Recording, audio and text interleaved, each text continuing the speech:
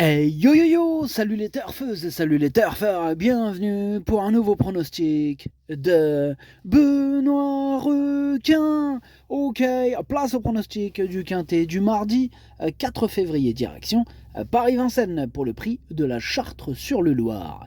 3 attelés, 2700 mètres, seulement 13 partants, réunion 1, course 1, indice de confiance 3 sur 5. Petit retour sur le quintet de ce lundi, ce quintet de ce dimanche, il y a eu du trouble fait à l'arrivée. Cette vidéo, je la tourne avant l'arrivée du quintet de ce lundi et je reviendrai dessus demain. Ok, c'est parti, on commence le pronostic et on commence avec le numéro 1, Jalouse d'Olivry. On écoute Jean-Michel Baudouin. Jalouse d'Olivry n'a pas été très heureuse peu après le départ en dernier lieu, perdant sa place sans cela, elle aurait pu s'imposer. Bon, elle fait bien les parcours de tenue, à condition de courir à l'économie. Elle affronte les mâles et Jotun du Dôme, à de meilleurs de meilleurs chronos, pardon. Néanmoins, elle a sa place à l'arrivée avec une bonne course, carrément sur le podium. Pourquoi pas Jean-Michel? Pourquoi pas sur le podium? Bon, en tout cas, moi je la vois pas trop sur le podium, mais plus en fin de combinaison, mais je l'ai gardé.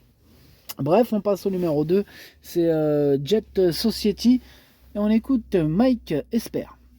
Jet Society est restée dans un très bon état de forme, mais elle a cassé du pied dernièrement. Aussi, je la cours avec des petits alus de 40 grammes aux antérieurs pour lui apporter du confort. Il lui faut la bonne course et une 3-4e place serait déjà très bien, car il y a une très belle opposition. C'est vrai qu'il y a une belle opposition. Là, il va y avoir de la bataille. Ça va batailler et ça se vaut, quoi. Donc voilà. Difficile de prévoir un ordre, mais bon, on le prévoit quand même. Je l'ai gardé ce numéro 2 en bout de combinaison.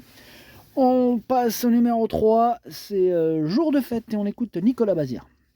Le jour de fête, il reste sur une sortie correcte, sur les 2100 mètres. Bon, il a désormais plusieurs parcours dans les jambes et semble revenu au mieux. Le rallongement de la distance ne va pas le déranger. Bon, il se présente dans sa catégorie, mais il n'a pas de marge de manœuvre. Même s'il est barré par quelques rivaux, il a sa place dans le quintet. Et ouais, lui aussi, il a sa place dans le quintet. En tout cas, dans mon prono, il a sa place. Moi, je l'ai mis 6e. On passe au numéro 4, Japarov Lire, que je n'ai pas retenu. Mais attention, c'est un regret. C'est mon deuxième cheval de complément 4 non partant. Attention. On passe au numéro 5, c'est Irmila de Sommer. Alors, lui non plus, je ne l'ai pas retenu. Par contre, il est à l'arrière de ma toute petite liste des possibles troubles faits. J'en ai que 2 sur ma liste aujourd'hui.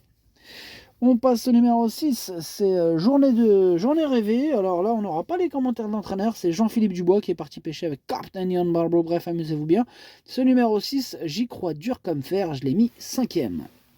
On passe au numéro 7, Jibi du Fruitier, et on écoute Jacques Bruno. Jibi du Fruitier ne doit pas être jugé sur sa dernière course. Nous avions pris le parti de ne pas démarrer, et il s'est retrouvé trop loin au moment de l'accélération finale. Toutes ses sorties précédentes étaient bonnes.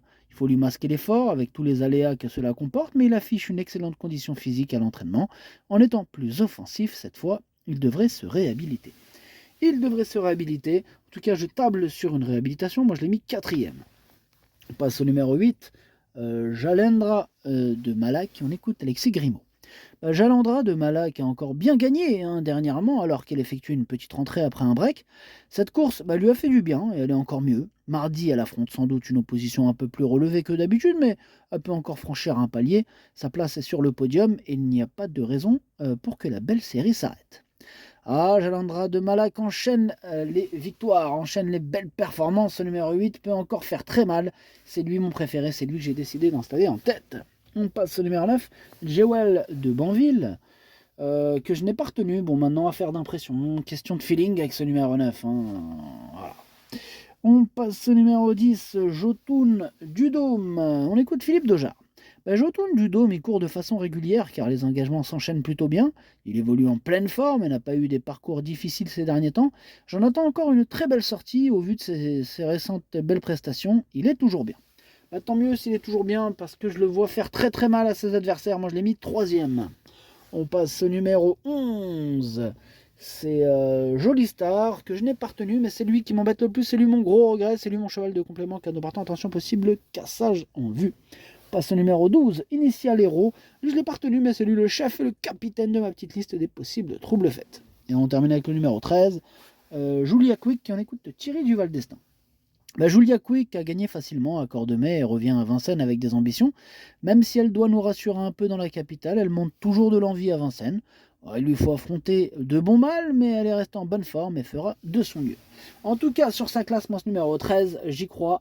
Je l'ai mis carrément deuxième. Le pronostic, ça donne 8, 13, 10, 7, 6, 3, 2, As. Merci d'avoir suivi cette vidéo. N'hésitez pas à mettre un pouce bleu si la vidéo vous a plu.